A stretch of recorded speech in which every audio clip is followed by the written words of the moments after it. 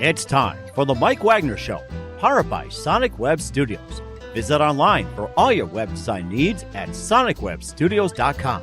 The Mike Wagner Show brings you interesting people doing interesting things all across the globe. Now, let's get started on the Mike Wagner Show at themikewagnershow.com.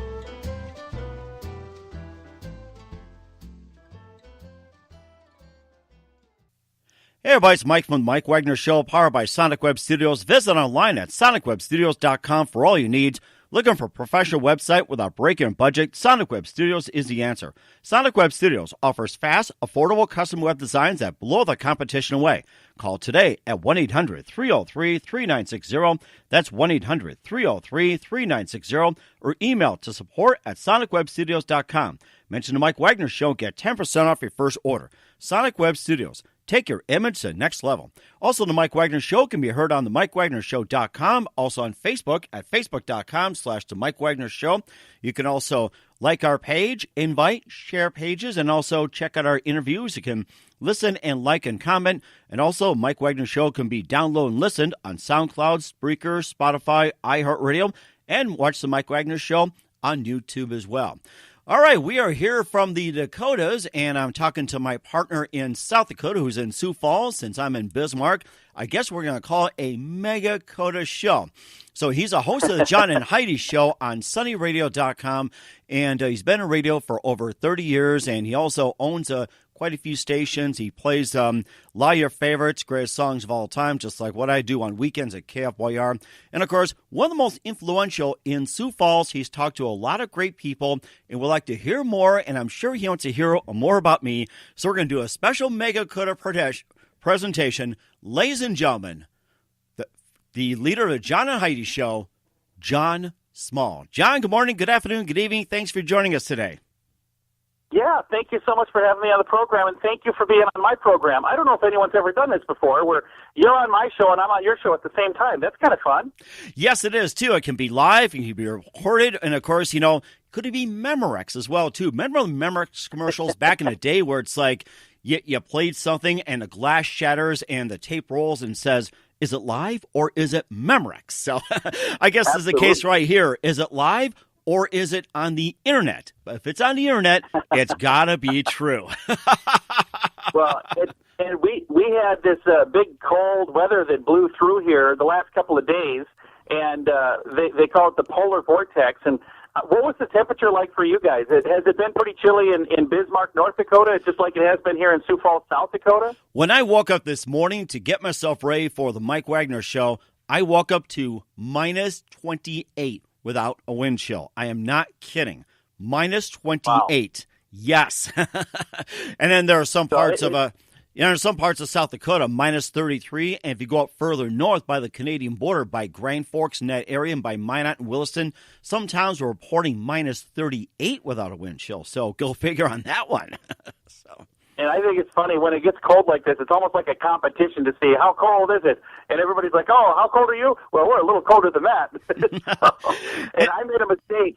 I posted on Facebook because I had seen several people say that Sioux Falls, South Dakota was the coldest place on the planet. So I posted that saying, hey, Sioux Falls, South Dakota is the coldest place on the planet. And then I found out that I was wrong.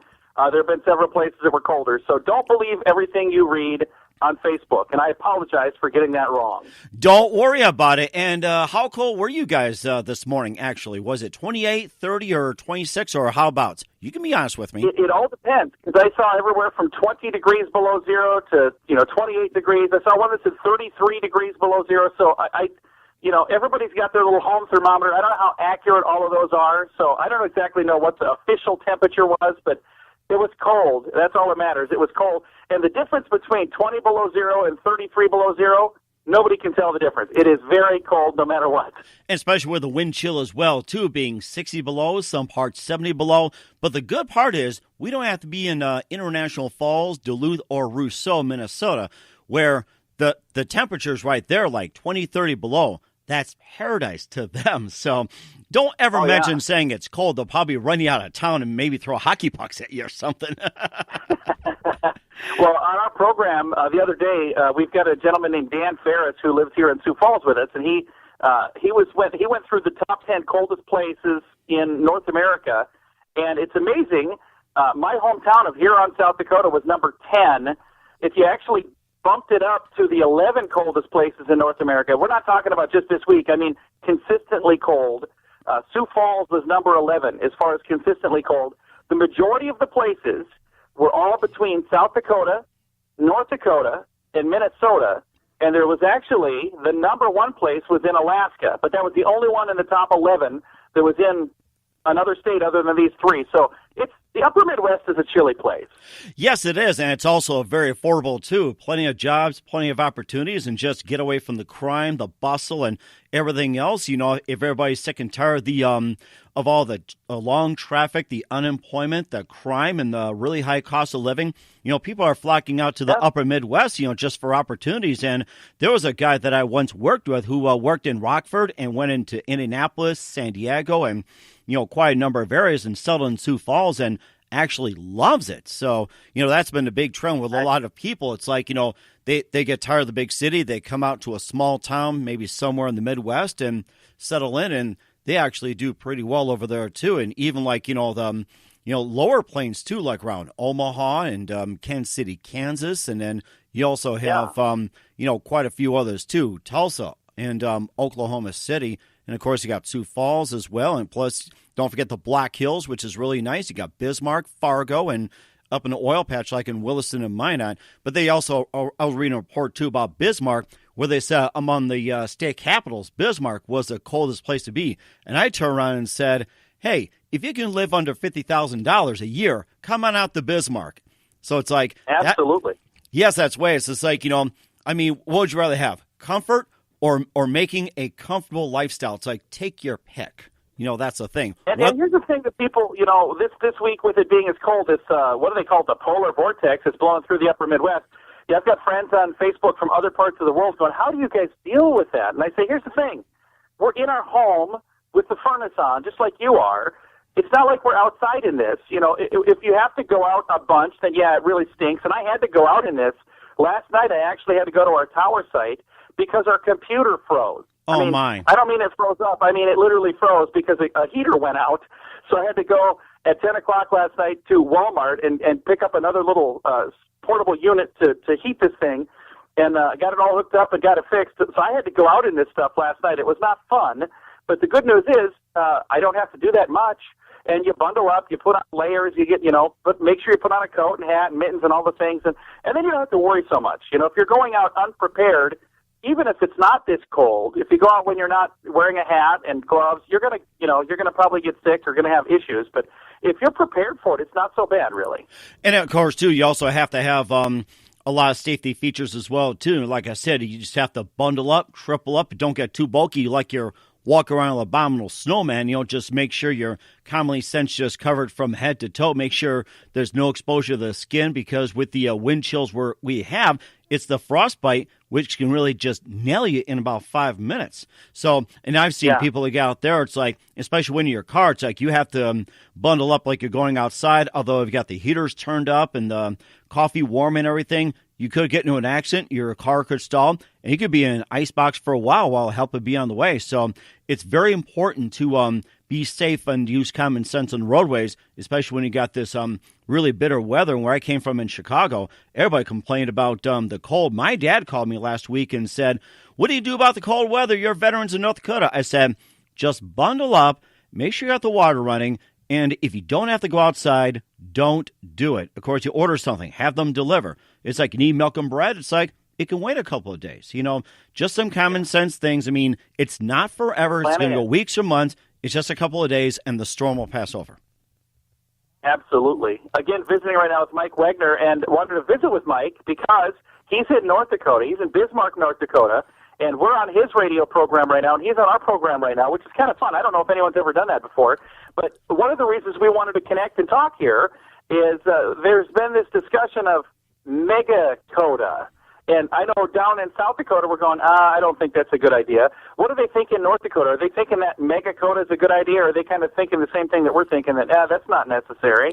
I think they go about just their own business. It's like, you know, they got families to take care of. They got things to fix. They got to bring home the bacon and go about their routine. It's almost like, you know, it's going through their everyday lives. They're never worried about it. And, of course, if somebody's in trouble, they'll come on over and help them. And, of course, the nice culture is that, if you're in trouble, they'll come over and help. But if you're expecting them to invite you over for dinner, that's not the case. Unlike in the South, where it's like they'll be glad to invite you over for dinner, but if you're in trouble, well, good luck. But I'd rather have someone help me out, like in a crisis, than being constantly come over for dinner. So it's like it's nice, but when you're in a situation, the Dakotans, North and South, are willing to reach out and help. That's the best part about it. And I think right now it's like some of the farmers out there are just trying to take care of the cattle, make sure they don't freeze over and everything. And I think they got a more difficult job than us broadcasters. But here we're supposed to keep everybody safe and informed. And, of course, difference between 1 to 3 inches of snow is a huge difference to them. And, of course, a few degrees can be a big difference as well, even rainfall especially with crops. So in North Dakota, were the people that in North Dakota, were they open to the idea of Megakota, or most of them really not a big fan of the idea of the two states merging together? I think they'd rather just keep it the same. They're more traditionalists, and it's basically where they just say, we like it here, we're fine, don't change it. And, of course, you're welcome to come to other states, and we welcome visitors to come in. But trying to make it into one big state, I don't see it as a really big issue, and most people don't. But I think people are just fine the way it is because, they have different laws, rules, regulations, and everything else. And I mean, personally, it's like it really doesn't matter. But I just like the fact that we have a really good economy up here. We got a really good oil patch up in the Bakken, especially on Williston, Minot, and Dickinson. And, of course, some of that is heading into South Dakota as well, too. And the thing is, I just want to keep it unique. That's the thing, too. It's just like if you try and make it one, you have two different sets of governments, and there's going to be chaos. So I'd say just keep it the way it is. Yeah. Right. So it's a nice idea to call it Megakota, but then other states will try to follow. You're going to have some fights and everything. Texas, just wants to separate from the United States, like be part of Mexico originally was. And California is a different story. They tried the thing where they separate Northern California and Southern California. They're like, nah, don't think so. And then if we had Megakota, they would probably also have like the Mega Carolinas and the Mega Virginia and any other states that are separated. But here's the thing, honestly, I think North Dakota and South Dakota are very, very similar, but they're also a little bit different. One of the similarities, each of our states are kind of divided east and west by a river, and it's the same river. The Missouri River goes through both. And East River, South Dakota, and West River, South Dakota are quite a bit different. Is that the same in North Dakota as well, where East River and West River are both kind of different from each other?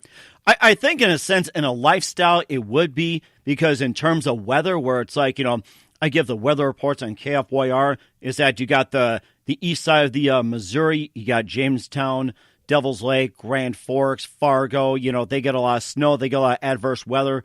But on the west side, it's basically, it can be either dry, it could have some rain or some adversity. But I think in weather-wise, there is some difference. But in terms of lifestyle and everything else, I really don't see too much of it. The western half is really open and scenic, especially along the Badlands. And then on the east side, it's like you got Fargo, that's pretty popular thanks to North Dakota State University. And then you go up, you got University of North Dakota, or UND for short, up in Grand Forks. So you've got some conference activity along the east side, especially along the Minnesota border. Well, on the west side, it's open. So, how I see it with the East River and West River is that, it's basically regions, but we're still together. And what's nice about the highways and byways is that there's no tolls whatsoever. It's like when you say get from Bismarck to Minot, it takes you, 100 miles? Yeah, you get there in about 100 minutes. Someplace takes 60 minutes. You get there 60 minutes. I mean, that's just how it is. Yeah. Hardly any traffic jams. So I really don't see a difference in it except for the weather and the little climate. But, we're all together and everybody's happy. That's all I can say about that. On the South Dakota side of the border, the West River portion of the state, that's where they filmed Dances with Wolves, and they didn't have to cover anything up. That was 25 years ago, but, that's what it looked like 100 years ago, but it also looked like that still 25 years ago. And then you've got the Badlands, which you guys have Badlands there as well. We've got the Black Hills, and that's all on the west side of the state. We actually live on the east side, very, very close to the Iowa and Minnesota border. and we're 5 minutes from Minnesota, and we're 5 minutes from Iowa, or maybe a little more than that. Maybe it's 10 minutes, but where we're located here, it is